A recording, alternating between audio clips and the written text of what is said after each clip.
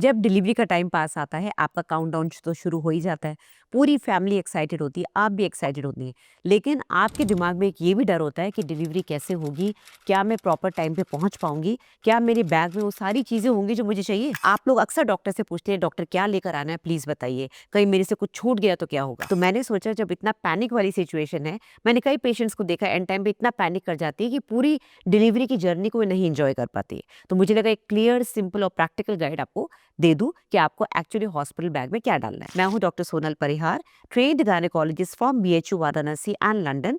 आज मैं आपको बताऊंगी कि आपके हॉस्पिटल डिलीवरी बैग में क्या क्या रखना है, मदर को क्या चाहिए होता है, बच्चे के लिए क्या जरूरी होता है और पार्टनर को क्या तैयारी करनी है। और ये सारी वो चीजें हैं जो कि real delivery rooms, real hospital rooms में काम आती है। और इसका पर्पस सिर्फ एक ही है इस वीडियो का कि आप अपनी जो ये जर्नी है इसको कंफर्टेबली अच्छे से एंजॉय करें। फोकस ये रहे कि हेल्दी बच्चा हो और अच्छे से डिलीवरी हो जाए बिना किसी कॉम्प्लिकेशन के। सबसे इंपॉर्टेंट बात है कि बैग कब पैक करना है। बैग आपको 34-35 वीक्स पे पैक करके रख देना है। क्यों? क्योंकि 9th मंथ आपका लग चुका है। बच्चा कब तैयारी कर ले बाहर आने की हमको पता नहीं। अगर 34 वीक से पहले कुछ होता है वो तो इमरजेंसी सिचुएशन है, उसको तो आप प्रेडिक्ट नहीं कर सकते। पर 34 के बाद, 35 के बाद कई बार हल्के हल्के पेन्स शुरू हो जाते हैं, डिलीवरी का टाइम आ जाता है। बैग को पैक करके एक ऐसी जगह रखिए जिसपे सबको पता हो कि बैग कहाँ है और उसको उसी जगह रख के हिलाए ना। पार्टनर को पता होना चाहिए, घर के हर मेंबर को पता होना चाहिए। मान लीजिए आपको एकदम से हॉस्पिटल जाना पड़े तो उस समय जो मेंबर है उसको पता होना चाहिए बैग कहाँ रखा है। सबसे पहला पार्ट ये है कि मदर के लिए क्या क्या रखना है, मदर के एसेंशियल्स। क्योंकि डिलीवरी के समय मदर को पैनिक बिल्कुल नहीं करना है, मेंटल पीस बहुत जरूरी है।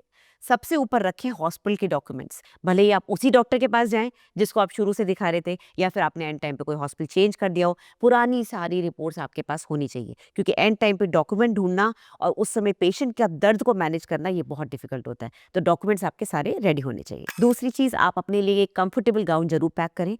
हॉस्पिटल में भी कपड़े मिलते हैं, ज्यादातर हॉस्पिटल्स में गाउन्स होते हैं या फिर पैंट शर्ट होती है, यानी कि कुर्ता पजामा टाइप होता है। बट आपको अगर अपना कोई कंफर्टेबल सॉफ्ट गाउन पहनना है, स्पेशली अगर फ्रंट ओपन गाउन हो तो बेस्ट होगा, आपको ब्रेस्ट फीडिंग में आराम मिलेगा। तो गाउन जरूर रखें। देन आपके लिए ब्रेस्ट फीडिंग के लिए क्या सामान रखना है। आपको पता नहीं आपको कितना मिल्क बनेगा, कितना मिल्क लीक होगा, तो नर्सिंग पैड्स आते हैं, नर्सिंग ब्रास आती है जो कि सपोर्ट करती है। क्योंकि ब्रेस्ट का साइज बड़ा हो जाता है, मिल्क भर जाता है, कई बार बैठे बैठे एकदम से मिल्क लीक भी हो जाता है, तो उसके लिए पैड्स आते हैं। ये सब तैयारियां पहले से करके रखें। देन आपकी टॉयलेटरीज जरूर रखें। आपको जो भी साबुन, शैम्पू, ऑयल, क्रीम जो भी पसंद है, टूथब्रश, टूथपेस्ट, क्योंकि आप जा रहे हैं, आपको 2 दिन भी लग सकते हैं, 4 दिन भी लग सकते हैं, यू नेवर नो। तो आप ऐसे ही जाइए जैसे आप किसी होटल में जाते रहने के लिए, सारी टॉयलेटरीज लेके जाते हैं ना। पता नहीं वहां पर हॉस्पिटल में दें कि ना दें, ज्यादातर हॉस्पिटल्स में ये सब नहीं मिलता है। अगर वो दे भी रहे, आप अपनी पसंद की चीजें लेके जाए। डिलीवरी के बाद एक हल्का सा शावर, बाल वाल धोना अगर आप हॉस्पिटल में प्रेफर करते हैं, उसके करने से आपको रिलैक्सेशन फील होता है, मेंटल रिलैक्सेशन। और वो जो डिलीवरी के समय जो आपने जो भी इतना सब ब्लड और ये सब जो लाइकर निकलता है, उसकी स्मेल से आप निकल सकते हैं शावर लेने की वजह से। देन मेंस्ट्रुअल पैड्स बिल्कुल भी ना भूलें। जो डिलीवरी के बाद ब्लीडिंग होती है वो पीरियड से कहीं ज्यादा होती है, तो हैवी मेंस्ट्रुअल ब्लीडिंग के हिसाब से बड़े बड़े पैड्स आते हैं। ज्यादातर हॉस्पिटल्स में डिलीवरी के बाद इस तरह के पैड्स दिए जाते हैं, बट आप अपनी तरफ से एक्स्ट्रा भी रखें जिससे आप कंफर्टेबल रहें और आपको जरा सी भी सोकिंग की प्रॉब्लम ना हो। एक हाई वेस्ट अंडरवेयर आपके पास जरूर होनी चाहिए जो कि निकर टाइप्स होती है। कई बार अगर आपका सिजेरियन होता है, सिजेरियन बिल्कुल लो होता है, बिल्कुल आपके प्यूबिक बोन के ऊपर, तो उस समय अगर आप वी शेप की पैंटीज पहनेंगी तो वो पैंटी की जो लाइनिंग होती है, जो इलास्टिक होती है, वो सिजेरियन स्कार है उसके अंदर चली जाती है, तो पेशेंट्स को पेन होता है। तो इसीलिए आपके लिए जो हाई वेस्ट पैंटीज है जिनकी इलास्टिक यहाँ आती है अम्बलाइकस के पास, वो आपके लिए ज्यादा कंफर्टेबल रहेगी। भले ही डिलीवरी गर्मी में हुई हो, लेकिन आप अपने लिए एक शॉल, सॉक्स ये सब जरूर रखें। क्योंकि डिलीवरी के बाद हार्मोनल चेंजेस की वजह से ठंड जल्दी लगती है। आपने महसूस करा होगा आवल निकलने के बाद आपको थोड़ी देर के लिए शिवरिंग भी हुई होगी। शायद आपकी डिलीवरी अगर नॉर्मल हुई हो तो आपको पता चला हो। शिवरिंग क्यों होती है? सडनली आपके बहुत सारे हार्मोन्स, प्रोस्टाग्लैंडिन्स निकलते हैं और हॉस्पिटल ठंडे होते हैं, specially labour room, caesarean room, वहाँ एसी चल रहे होते हैं, तो न्यूबॉर्न बच्चों को और मदर्स को जल्दी ठंड लगती है। टॉयलेटरीज में एक दो चीजें जो बहुत जरूरी है वो है लिप बाम। मैंने कई बार देखा है डिलीवरी के समय पेशेंट्स इतनी डिहाइड्रेट हो जाती है, हम लोग अपने हॉस्पिटल में उनको पानी भी पिलाते हैं, उनके लिए चाय भी मंगवाते हैं, कभी कभी अगर वो जूस मांगती है तो जूस भी मंगवाते हैं। ओआरएस भी बहुत से लोग पीना पसंद करते हैं क्योंकि उसके अंदर इलेक्ट्रोलाइट्स होते हैं, बट उसका टेस्ट आपको कई बार पसंद नहीं आता है। तो इट इज बेटर कि आप अपने लिए लाइट स्नैक्स रख। लाइट स्नैक्स जैसे प्रोटीन बार्स हो गई, चॉकलेट्स हो गई, तो उससे आपको हाइपोग्लाइसीमिया नहीं होगा। और आप चाहे तो अपने पार्टनर को भी अंदर बुला सकते हैं अगर आपकी डॉक्टर अलाउ अलाउ करें।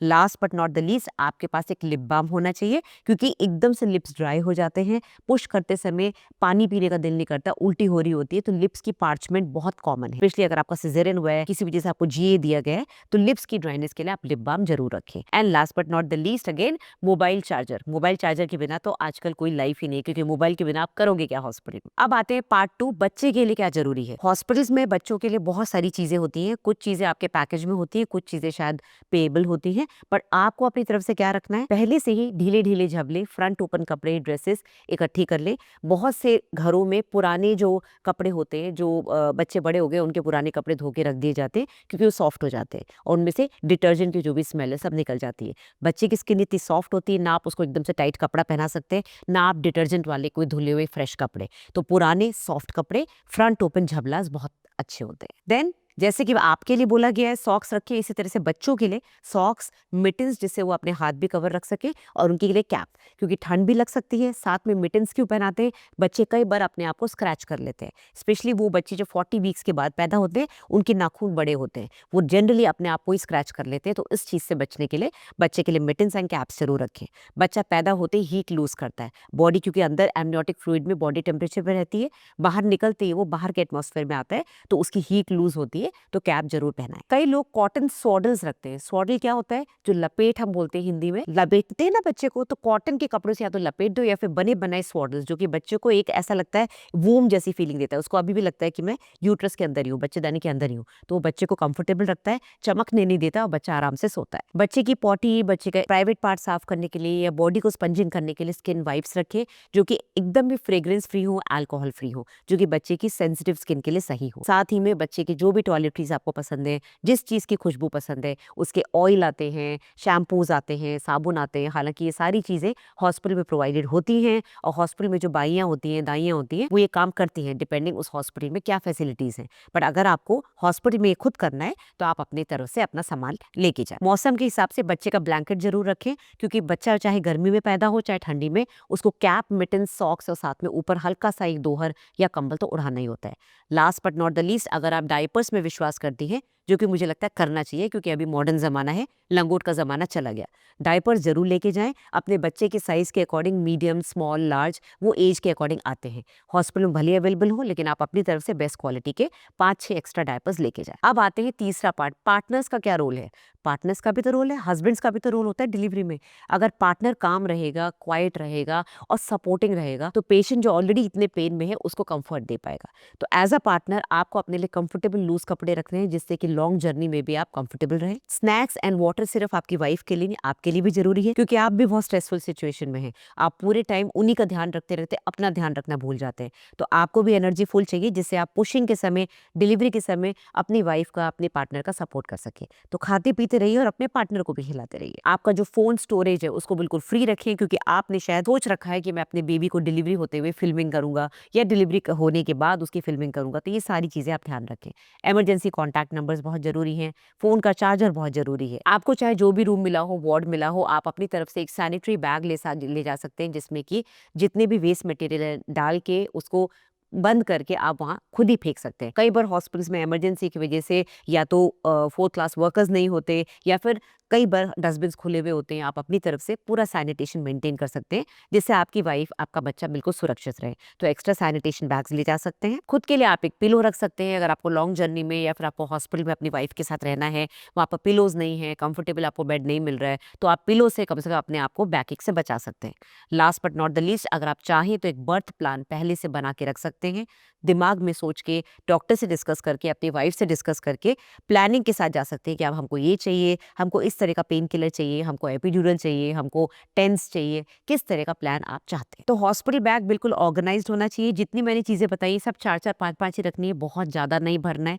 टू मच लेके जाने की जरूरत नहीं है, क्योंकि डिलीवरी में मैक्सिमम आप 2 या 3 दिन या 4 दिन ही रहोगे, इससे ज़्यादा नहीं रहोगे। बाकी एक बार डिलीवरी हो जाती है, स्ट्रेसफुल जो टाइम होता है वो निकल जाता है, तो घर वाले घर जाके आपके लिए सामान और ला सकते हैं। तो देखा आपने, ये वीडियो आपके लिए कितना हेल्पफुल रहेगा। आपको अब पता चल गया प्रैक्टिकली कि आपको क्या क्या चीज़ें रखनी है, क्या क्या चीज़ें हॉस्पिटल में मिल सकती हैं, क्या क्या नहीं मिलती है। तो एक ऑर्गेनाइज्ड बैग रखिए जिससे आप कॉन्फिडेंट रहें, काम रहें, कंट्रोल में रहें, क्योंकि आपको अपने बच्चे को इस दुनिया में लाना है और आपका सारा फोकस वो बच्चा होना चाहिए, ना कि मैंने क्या रखा क्या नहीं रखा। तो वीडियो पसंद आया तो लाइक एंड शेयर करिएगा, चैनल को सब्सक्राइब करना मत भूलिए। और हाँ, मेरे से डायरेक्ट कंसल्टेशन के लिए ऑनलाइन वीडियो कॉल पे या वॉइस कॉल पे या मेरे से प्रिस्क्रिप्शन लेने के लिए आप इस नंबर पे व्हाट्सएप करें या मेरी वेबसाइट पे जाके कंसल्ट डॉक्टर सोनल पे पेमेंट करके आप इस नंबर पे स्क्रीनशॉट भेज दें, तो आपको 2 दिन के अंदर पक्का मेरा अपॉइंटमेंट मिल जाएगा। Thank you very much. Hi everyone, welcome to my pregnancy course. I am your gynecologist at the doorstep. Now, इस कोर्स में बेसिकली मैंने आपको क्या बताया है, मैंने first trimester, second trimester, third trimester अलग अलग कोर्सेज बनाए,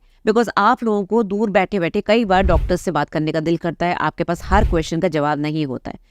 फर्स्ट ट्राइमेस्टर में मैंने आपको वो सारी प्रॉब्लम्स बताई है जो फर्स्ट ट्राइमेस्टर में होती है, चाहे वो ब्लीडिंग हो, चाहे वो वॉमिटिंग हो, चाहे वो सप्लीमेंट्स की प्रॉब्लम हो, चाहे वो एक्सरे करवा लिया तो क्या करना है, पेट में दर्द हो रहा है तो क्या करना है, कौन सी दवाइयाँ आपके डॉक्टर प्रिस्क्राइब करेंगे नेचुरली नॉर्मली उस पर्टिकुलर कंडीशन के लिए। सेकंड ट्राइमेस्टर की प्रॉब्लम्स जो आप डॉक्टर के पास जाके चेकअप कराते हो, डेफिनेटली इस कोर्स में मैं चेक नहीं कर रही हूँ आपको, बट मैं आपके क्वेश्चंस का जवाब दे रही हूँ जो क्वेश्चंस मेरे पास रेगुलरली आते हैं। एंड थर्ड ट्राइमेस्टर जो कि बहुत इंपॉर्टेंट है, डिलीवरी की तैयारी हो रही है बॉडी में, तो इन सब में क्या करना चाहिए। तो बेसिकली आपको फर्स्ट ट्राइमेस्टर अलग से लेना है, सेकंड अलग से लेना है, थर्ड अलग से लेना है। इस पूरे कोर्स का एक कॉम्बो भी है, कॉम्बो पैक भी आप ले सकते हैं। अगर आपको लगता है नहीं मैं सिर्फ फर्स्ट ट्राइमेस्टर लूंगी, पहले देखूंगी, तो आप पहले फर्स्ट ट्राइमेस्टर लेके देखिए। और अगर आपको इसके अलावा भी कोई क्वेश्चन है तो आप बिल्कुल कोर्स खरीदने के बाद वहां पर एक क्वेश्चन है, उसमें आप अपना क्वेश्चन डाल सकते हैं, उसका आंसर आपको मिल जाएगा, चाहे वो ऑडियो में मिले, चाहे वो वीडियो में मिले, चाहे वो रिटन मैसेज मिले।